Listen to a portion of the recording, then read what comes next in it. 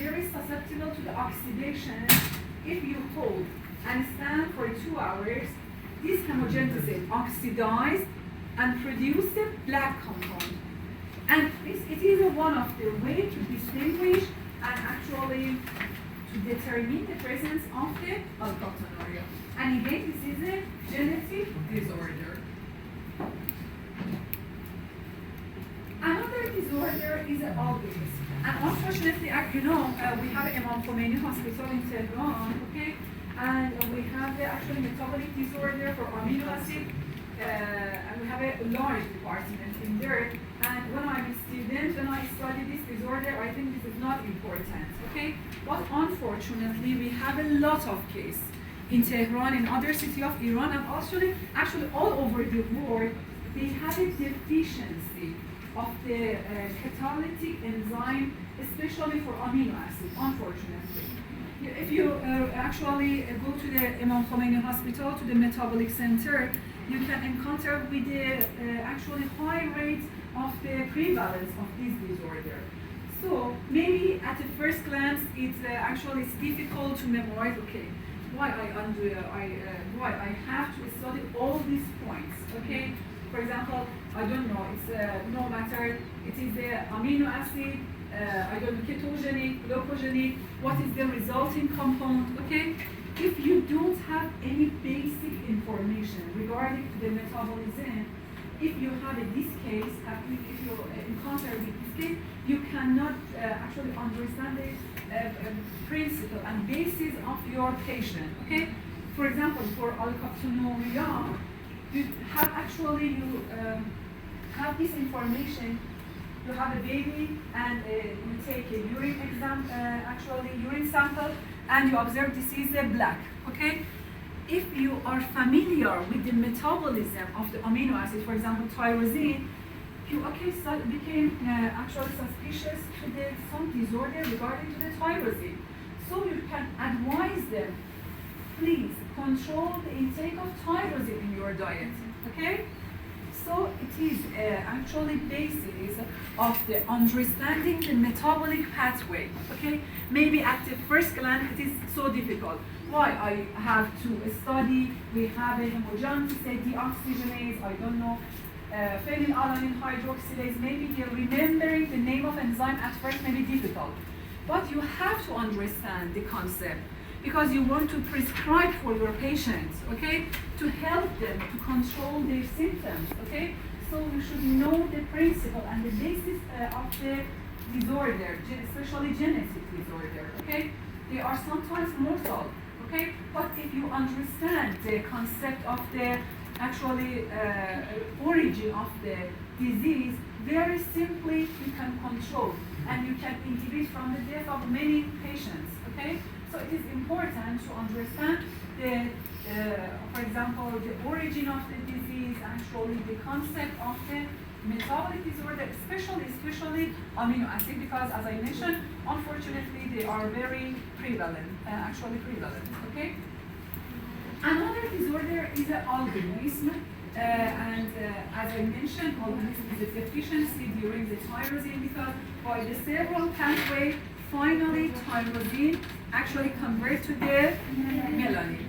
And because this process is blocked, they have a hypopigmentation, they have a vision defect, okay? And also they have a high risk, especially for the skin cancer. We have another amino acid that forms succinate way, methionine, valine, isoleucine, and ferrine. Methionine actually deserves special attention. And I will mention why methionine is an important amino acid between other amino acids.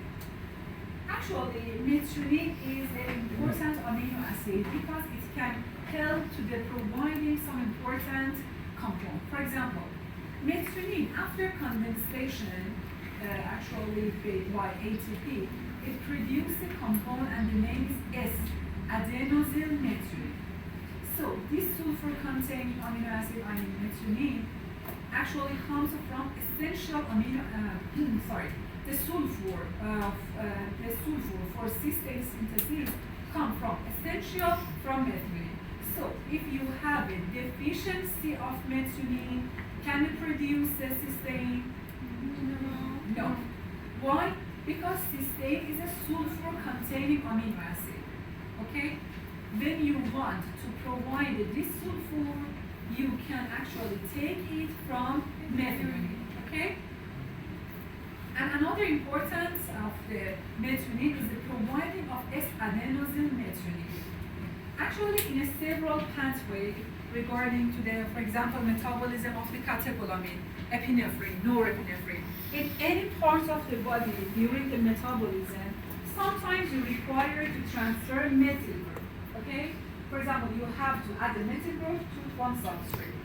The important, and maybe the main donor of the methyl group is the S-adenosyl methionine. Okay, this is a high energy compound and actually can provide the methyl group during the metabolic pathway. Which amino acid produces this important compound? Methionine. So if I ask you which of the following amino acid require for the producing the main important methyl donor, maybe I didn't give you the name of this compound. You should know that S-adenosyl methionine is the main important source of methyl group during the old metabolic pathway in our body. So methionine is actually precursor of this important compound.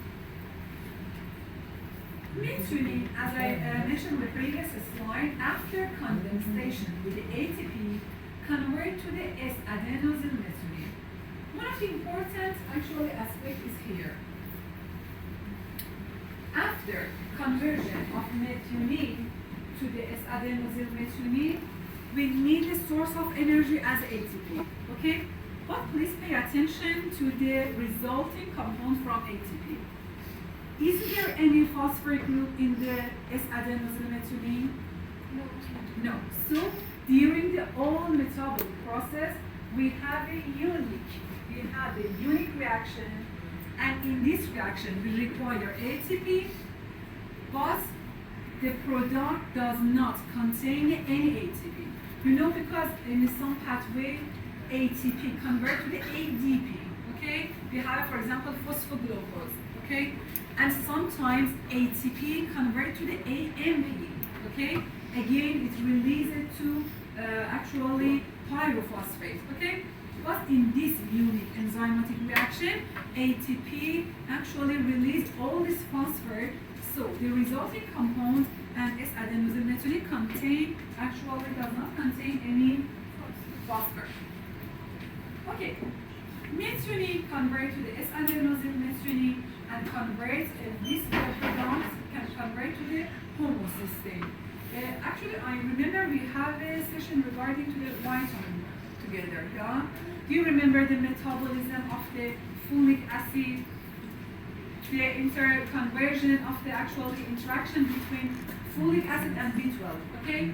And we have the one enzymatic reaction, and that was a homocysteine that combined with the serine and formed a cysteine, okay? I review this point. So, methionine convert to the S-adenosyl methionine, convert to the homocysteine. All of these actually substrate and products are important, okay? These are not just for more information, because they actually attract a very attention because we have some disorder in this metabolic pathway, so it is one of the most important amino acid metabolism pathway. So after combination of homocysteine to serine, we have a cysteine, and this cysteine finally, this part is not important, okay? You should know from this part, you should know that methionine, okay, following several processes, form a succinic way. What is important in this slide? Conversion of S-adenosyl methionine to the homocysteine, condensation of homocysteine with the serine, and cysteine finally cleavage to the cysteine, okay? So it is a metabolic pathway. When we say cysteine is non-essential, what is the precursor of cysteine? Methionine, okay? And methionine and cysteine are glucogenic or ketogenic? glucogenic. Why? Because it is actually succinate way as a resulting actually compound. But please pay attention to this process. Conversion of homocysteine to the methionine, okay, required to the folic acid or B9, okay. In the case of deficiency of methionine, we have a conversion of homocysteine to the methionine, okay. So I want to mention that the direction is dependent on the concentration of methionine. If you have a high amount, an adequate amount of methionine, okay, maybe I ask you, in the case of high concentration of methionine, which actually enzymatic reaction occurs? Methionine convert to the homocysteine. Whenever you have a deficiency of methionine, homocysteine actually can convert to the, catalyze the back reaction to the methionine. So the direction is depends on the concentration of the methionine. About the threonine catabolism, we have two pathways. What is important here, you should know that threonine can actually consider as a glucogenic or ketogenic.